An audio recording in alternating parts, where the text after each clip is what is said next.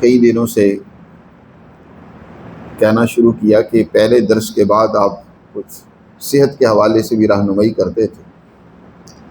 کافی عرصہ ہوا سلسلہ ٹوٹا ہوا ہے، تو تھوڑی بہت صحت کے حوالے سے بھی رہنمائی کر دیا کریں.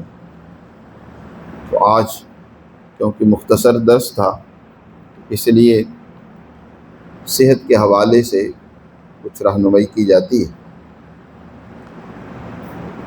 ہمارے دوستوں کو ایک شکایت جو ایک دوست نے اس کا ذکر بھی کیا، اس حوالے سے اس نے رہنمائی چاہی، اور یہ اکثر آج مسئلہ بھی درپیش ہے کہ انسان کے فضلات آسانی سے خارج نہیں ہوتے. دوسرے لفظوں میں قبض ہو جاتی ہے.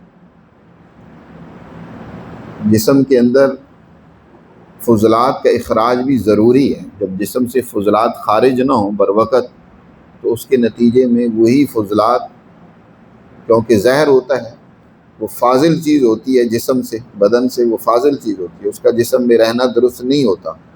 وہ زہریلے مادے ہوتے ہیں، وہ جسم میں رکے رہیں تو اور خطرناک اور موذی امراض پیدا ہونے کا سبب بن جاتے ہیں. اس کے لیے بہت ہی سادہ اور آسان سا ایک نسخہ آپ دوستوں کی نظر کرتا ہوں. آپ خود اس کو بنوا سکتے ہیں اور کوئی اس کا نقصان نہیں، بلکہ معدے کے بہت سارے امراض میں وہ مفید ہے. 3 چیزیں لینی ہیں جو عام طور پر ہمارے ہاں استعمال بھی ہوتی ہیں، اور ان تینوں چیزوں کا صفوف بنا لیں،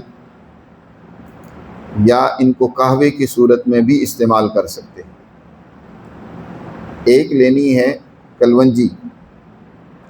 کلونجی کی تعریف آپ حضرات نے سنی رکھی ہوگی کہ بہت ہی مفید اور کارآمد ایک نبات کا بیج ہے.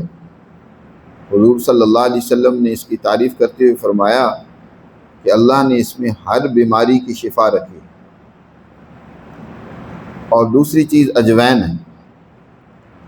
پہلے دور میں ہماری بڑی بوڑھی مائیں خواتین اکثر گھر میں اجوین رکھا کرتی تھی، اور اجوین اور نمک پیٹ کے درد کے لیے وہ اکثر اپنے بچوں کو دے دیا کرتی تھی. اجوین معدے کے لیے بہت ہی کمال کی چیز ہے. تو دوسری چیز اجوین لینی ہے. اور تیسری چیز سنا مکی. اس کے پتے لینے ہیں. اس میں ٹہنیاں بھی ہوتی ہیں، پنسار سے جب لیں تو اس میں کچھ ٹہنیاں کچھ اور گند بھی شامل ہوتا ہے، تو صاف کر کے اس کے صرف پتے لے لیے جائیں. یہ تینوں چیزیں اجوین، کلونجی اور سنا مکی برابر وزن لے کر ان کا صفوف بنا لیں، اور کھانے کے بعد حسب ضرورت آدھی چمچ سے 1 چمچ پوری. زیادہ عمر ہے، زیادہ مسئلہ ہے، قبض زیادہ ہوئی ہے، تو پوری چمچ بھی لے سکتے ہیں. نیم گرم پانی سے لے لیں. انشاءاللہ خوراک بھی ہضم ہوگی اور معدہ بھی صاف ہوگا.